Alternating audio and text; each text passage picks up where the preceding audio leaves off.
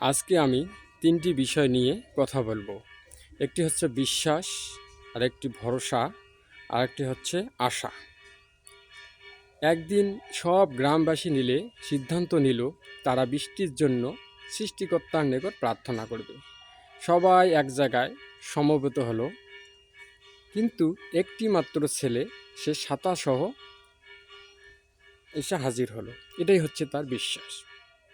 আপনি যখন কোনো শিশুকে আকাশে ছুড়ে দিয়ে খেলা করবেন, সে তখন হাসতে থাকে, কারণ সে জানে আপনি তাকে আবার ধরবেন। এটাই হচ্ছে তার ভরসা।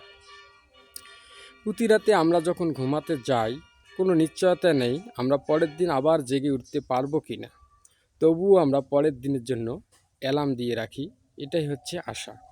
কাজেই সৃষ্টিকর্তার উপর বিশ্বাস, ভরসা এবং আশা রাখুন। তিনি সব কিছু দেখবেন। ধন্যবাদ।